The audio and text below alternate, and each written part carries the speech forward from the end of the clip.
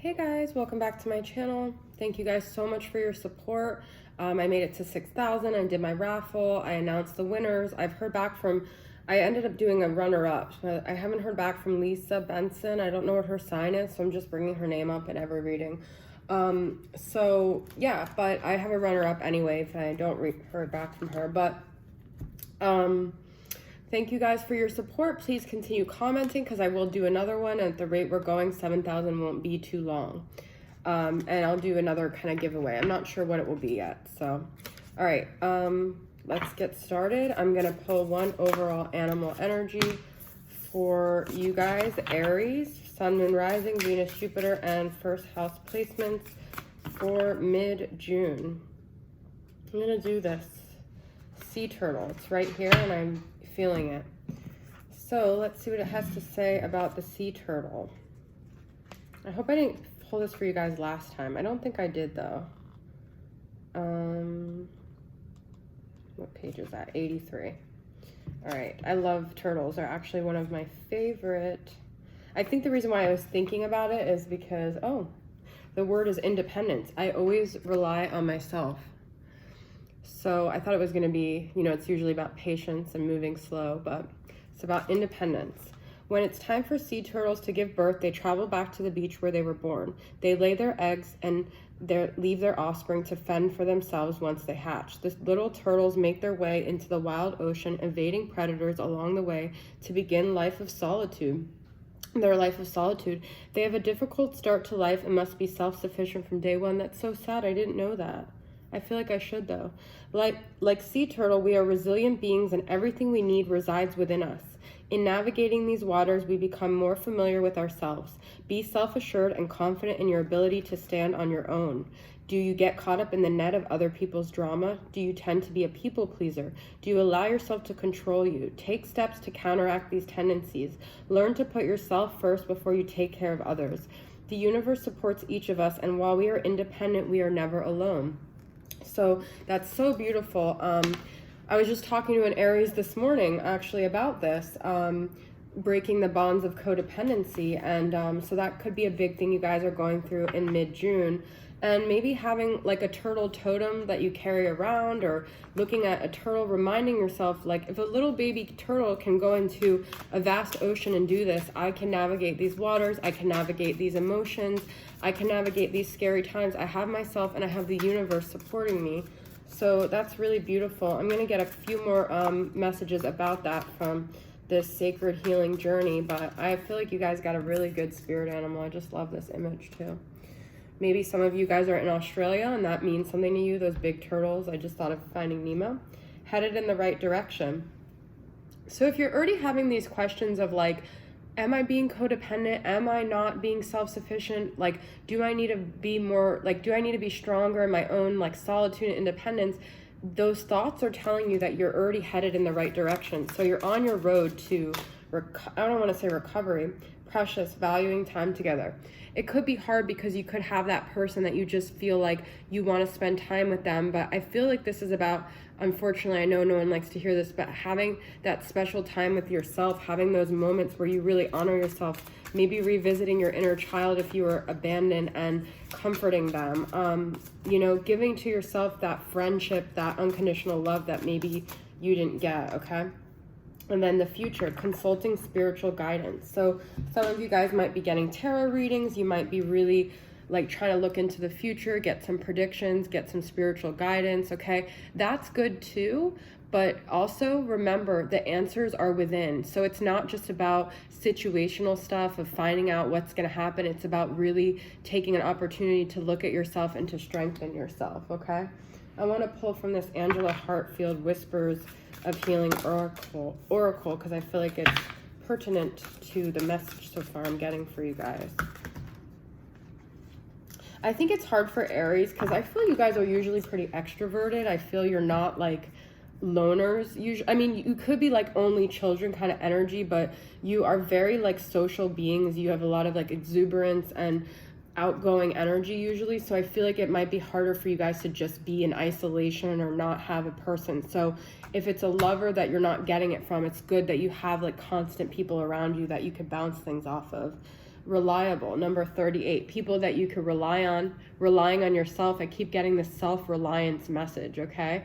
Learn to rely on yourself in moments that you would always turn to other people. It's kind of about finding that balance too. And then we have choice, number 39. So some of you guys might have a choice that you have to make, a very significant choice regarding, you know, whether someone's reliable or not, or what you can rely on. So I feel like that could be something that's coming up for you too. Okay, so I'm gonna get into your love dynamic.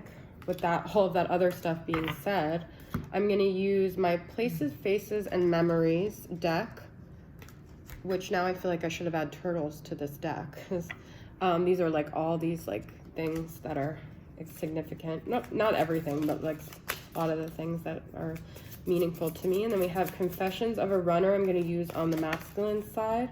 This is from Angelic Revelation 144. It's an amazing deck. I'm going to use my From Him to Her Love Messages for Old Souls in Separation to see what they would want to communicate to you. All right. I'm going to use also, I need to use tarot. So I'm going to use the Mermaid Tarot on their side. And then for you, I'm going to use Raining Rouge Tarot on your side. This is going to be mental, emotional, and soul space for how you guys are both feeling about the connection in general, in relation to the connection, but also like in relation to yourself. I'm going to use my Moody Moon messages for your guys' side as well. And then I think I'll use the Fire and Ice.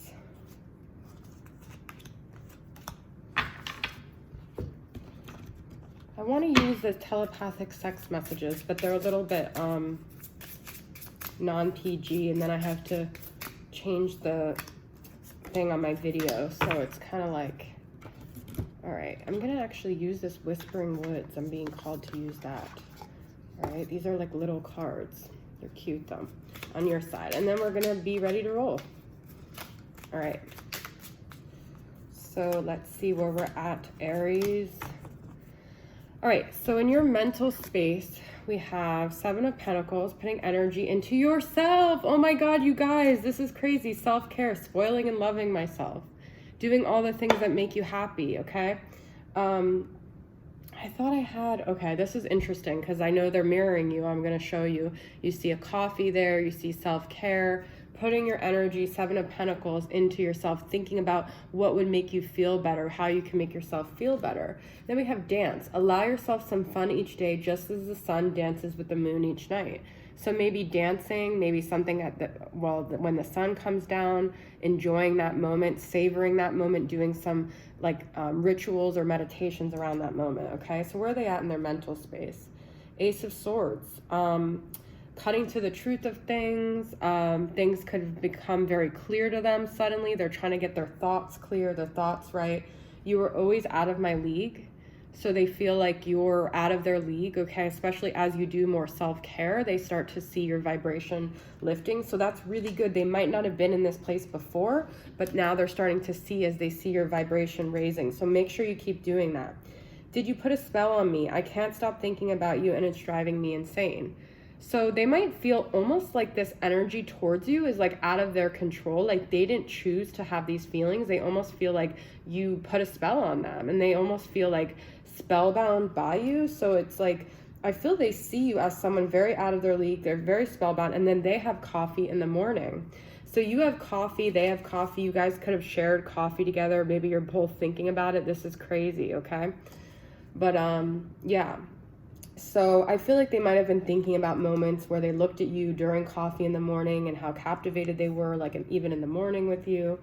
I don't know, it's weird. You guys are mirroring each other in there. Transform, emerge with beauty and grace from your cocoon.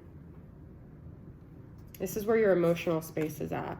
I don't even know if I care anymore, detached. This might be where you need to get though. This is good. This is like you letting go of things that you can't control. All right. So maybe this is something you need to transform, is starting to let go. Just let yourself fly away from these things that you've attached yourself to. Okay.